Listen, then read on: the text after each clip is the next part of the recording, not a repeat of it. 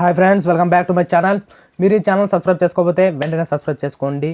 మరిన్ని genuine videos కానీ reviews కానీ పొందండి. అలాగే నా ఎక్స్ప్లెనేషన్ మీకు నచ్చినట్టయితే ఖచ్చితంగా వీడియోకి వచ్చి లైక్ అయితే చేయండి ప్లీజ్. ఈరోజు టాపిక్ వచ్చేసి ఏంటంటే, పెద్ద మూవీ నుంచి రిలీజ్ అయిన రారా రాయ్ సాంగ్, అలాగే టాక్సిక్ మూవీ నుంచి తహిబా సాంగ్ వచ్చేసి రెండు ఒకే రోజు అయితే రిలీజ్ అయ్యాయి. మరి రెండు సినిమాల్లో నుంచి వచ్చిన పాటలు ఏది బాగుంది?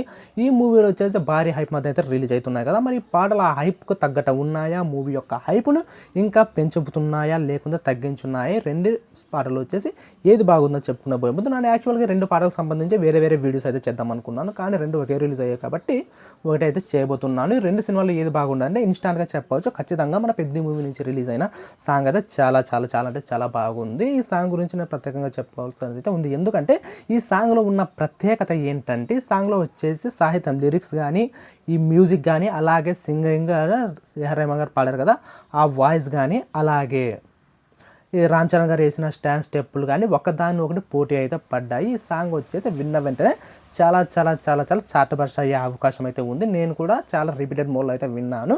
ఈ మధ్య వచ్చిన సాంగ్లో కూడా పోలిస్తే చాలా కొత్తదనం అయితే ఈ సాంగ్లో అయితే ఉంది.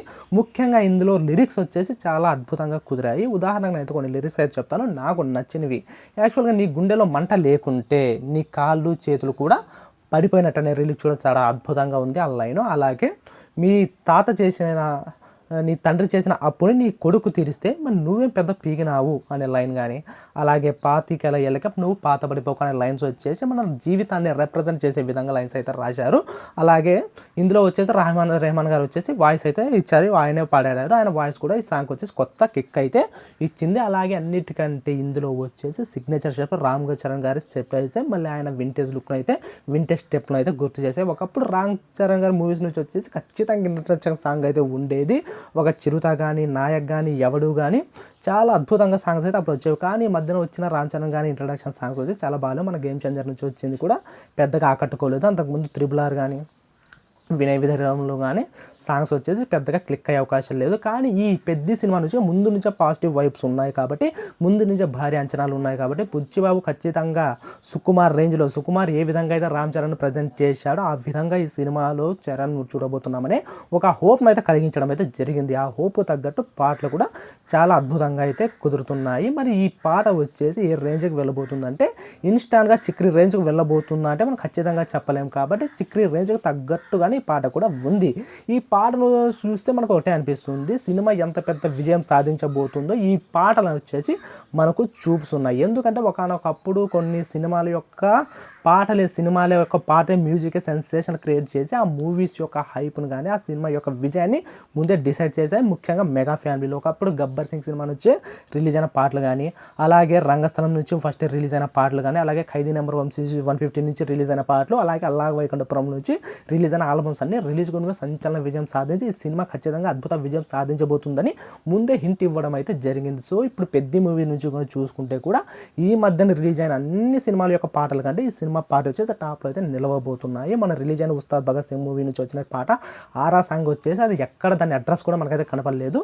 ఇక ప్యారడైస్ మూవీస్ నుంచి కూడా ఒక పాట అయితే రిలీజ్ అయింది. ఆ పాట కూడా చాలా బాగుంది అనుకున్నారు, కానీ అటు ఇటు ఆ పాట కూడా ఎక్కడ ఈ మధ్య వినపడటం లేదు. ముందుగా ఇన్స్టాంట్ హిట్ అవుతుంది, పెద్ద రేంజ్కి వెళ్ళబోతుంది అనుకున్నా, కానీ రిలీజ్ అయిన రోజు మాత్రం సోషల్ మీడియాలో బాగానే హైప్ అయితే క్రియేట్ చేసింది.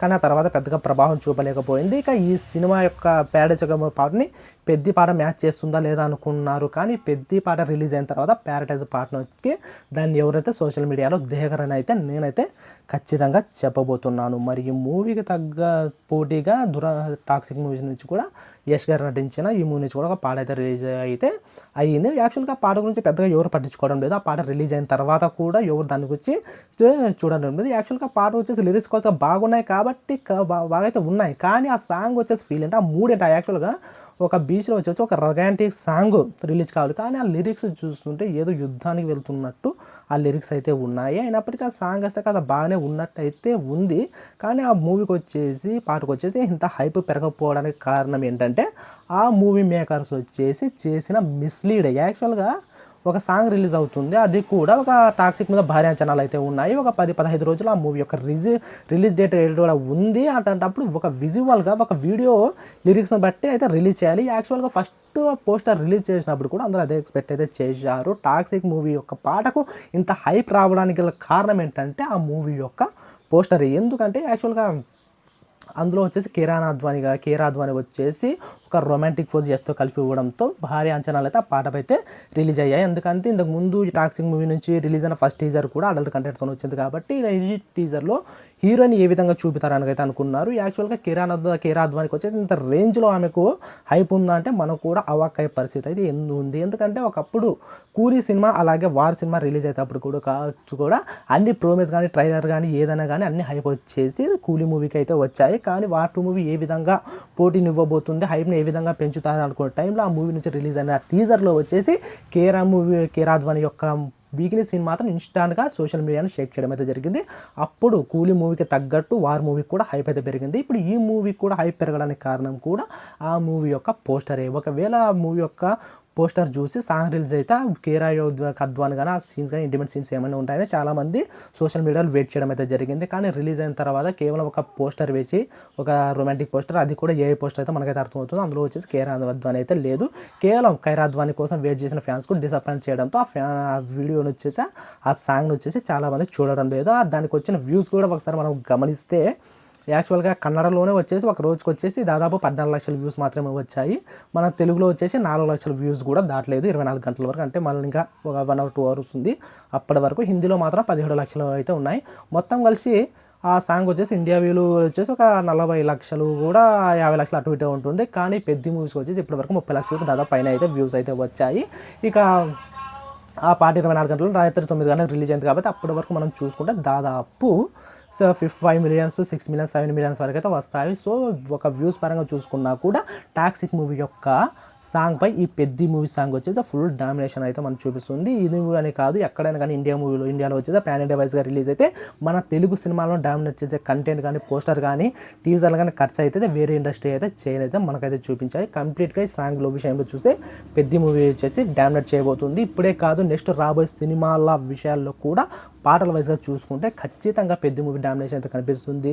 ఇక ఛానల్ తర్వాత రెహమాన్ గారు కూడా తెలుగులో వచ్చేసి ఆయన ఇంతవరకు ఎటువంటి మంచి ఆల్బమ్ అయితే ఇవ్వలేకపోయారు. పెద్ద సినిమాలో పనిచేసినప్పటికీ ఆల్బమ్ అయితే ఇన్స్టాంట్ హిట్ అయిన దాఖలాలు అయితే లేవు. కేవలం ఏమై చేసావు మూవీ యొక్క ఆల్బమ్ మాత్రమే కాస్త బాగుంది, ఇన్స్టాంట్ అయితే హిట్ అయింది. కానీ అది బైలింగ్వల్ మూవీ, ఎక్కువ తమిళ యొక్క ట్యూన్స్ దీనికి వాడారు కాబట్టి దాన్ని మనం కన్సిడర్ చేయాల్సిన అవసరం లేదు. ఇక టాక్సిక్ మూవీ గురించి చెప్పాలంటే ఆ మూవీపై అయితే భారీ అంచనాలు అయితే బిజినెస్ పరంగా కూడా దానికి పోటీగా వచ్చిన దురంధర్ కంటే అది ఎక్కువ చేసింది. కానీ ప్రోమోలు చూస్తే కేవలం ఒక సెక్షన్ ఆడియన్స్ మాత్రమే ఆకట్టుకునే విధంగా ఉన్నాయి. సో దాని గురించి మనం వేరే టాపిక్ అయితే చేద్దాం. ఈ రెండు పాటలు మనం కంపేర్ చేస్తే ఖచ్చితంగా మన పెద్ద మూవీ వచ్చేసి ఇన్స్టాంట్గా హిట్ అయ్యే అవకాశాలు అయితే ఖచ్చితంగా ఉన్నాయి, ఇన్స్టాంట్గా హిట్గా కూడా అవుతుంది. సో ఇది నా వీడియో. నా ఎక్స్ప్లెనేషన్ మీకు నచ్చినట్టయితే ఖచ్చితంగా ఈ వీడియోకి వచ్చేసి ఒక లైక్ చేయండి. అలాగే నా ఎక్స్ప్లెనేషన్ కోసం, నా వీడియోస్ కోసం ఈ ఛానల్ని సబ్స్క్రైబ్ చేసుకోవడం మాత్రం మర్చిపోకండి ప్లీజ్. అలాగే నా వీడియో నచ్చితే కామెంట్ సెక్షన్లో ఒక కామెంట్ మాత్రం ఇవ్వండి ప్లీజ్. Thank you.